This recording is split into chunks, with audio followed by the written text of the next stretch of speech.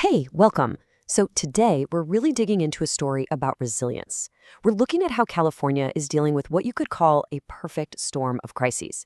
Everything from immediate threats to food and healthcare, all the way to long term fights for things like education.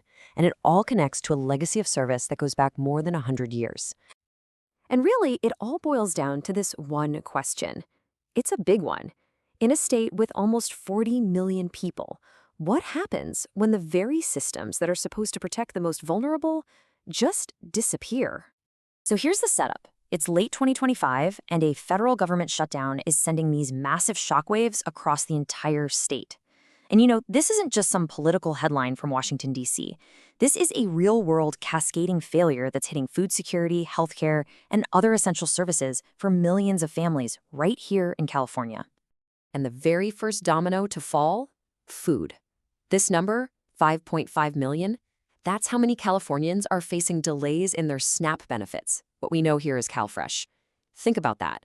5.5 million people, all of a sudden, not sure how they're going to buy groceries. And to really get what that number means, I want you to meet Tasha Reynolds. She's a single mom in San Diego working 2 jobs to make ends meet. When the CalFresh delays hit, she was forced to start cutting portions, relying on food pantries. But her story, it isn't just about the struggle. It's about this wake-up call, this fierce determination to provide for her family no matter what gets thrown at her. And Tasha, well, she's not alone in this fight. While Washington was stuck, California got moving. The state launched Operation Feed California. They deployed the Service Corps, even the National Guard, and they fast-tracked $80 million in emergency aid directly to food banks, which were, bracing for this huge surge in demand. Governor Gavin Newsom, he did not hold back. He framed the state's actions as a direct answer to a federal failure. The message was loud and clear. While politicians in Washington drag their feet, California is stepping up to make sure its families don't go hungry. But the shutdown's impact, it doesn't just stop at the dinner table.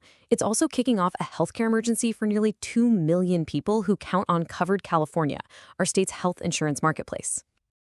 Now, check this out. This is where the scale of the threat really hits you.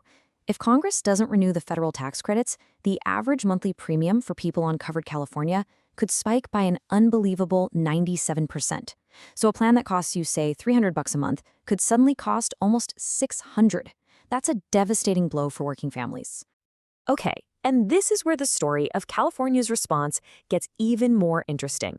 Because even while the state is busy fighting all these immediate fires, it's also making these huge, bold moves on long-term problems. And they're starting with a crisis in childhood literacy. And this chart really shows you why. Before this big reform, the numbers were just stark. According to EdVoice, only 2 out of every 10 Black third graders in California were reading at grade level. 2 out of 10. That's compared to a statewide average that was already less than half. A gap like that is exactly what pushed lawmakers to finally do something. So, the state solution is a brand new law, AB 1454, and it basically mandates a total shift to an approach called the science of reading. Now, this isn't some new fad. It's a method backed by tons of research that really focuses on the foundational building blocks of reading. Phonics, vocabulary, all that stuff, to make sure every single kid has the tools they actually need to succeed. So you have this dual spirit, right? Fighting for survival today, while at the same time striving for a better future tomorrow. And that spirit, it's not new in California, not at all. It's actually a thread that's woven deep into the state's history, embodied by a group of pioneers who literally helped shape the American West. Let's talk about the Buffalo Soldiers. Formed way back in 1866, these were the nation's first ever peacetime African-American military regiments. And their legacy here in California, it's just profound. We're talking about everything from building the first trail to the top of Mount Whitney to serving as the original protectors of our national parks. But their story? Man, it is one of profound contrast. Get this. While Buffalo Soldiers made up a full 20% of the U.S. cavalry out on the frontier, they received less than 5% of the Medals of Honor awarded during that time. They served a nation that flat out refused to recognize them as full citizens.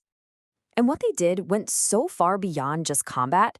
These guys were nation builders. They built the roads and the telegraph lines. They protected Yosemite and Sequoia from poachers and fires. In some towns, they were the very first firefighters.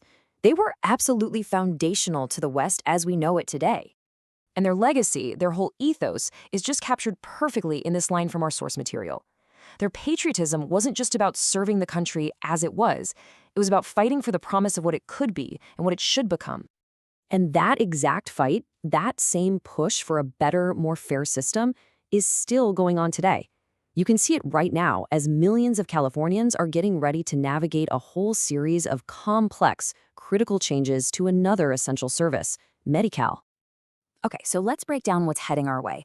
Starting January 1st, 2026, an asset test is coming back for older adults and people with disabilities. That means there will be a limit on the savings and property you can have to qualify. Same day, a freeze on new enrollment for certain undocumented adults goes into effect. Then, a year later in 2027, work requirements are coming from most adults. They'll have to prove they're working, training, or in school to keep their coverage. These are huge shifts that are going to impact hundreds of thousands of people. So with all these changes on the horizon, the most important thing you can do is stay informed so you can stay covered. First things first, make sure your contact info is totally up to date with your county. If you get any renewal mail, respond to it immediately. Don't wait. For help, you can always visit benefitscal.com or just call the Medi-Cal member helpline. Really, being proactive is everything here. So from a food crisis to healthcare uncertainty, from a revolution in education to this incredible, enduring legacy of the Buffalo Soldiers, the story of California is one of constant struggle, but also unwavering resilience. The Buffalo Soldiers, they fought for the promise of what their country could be. And that leaves us with one last question to think about. How will we,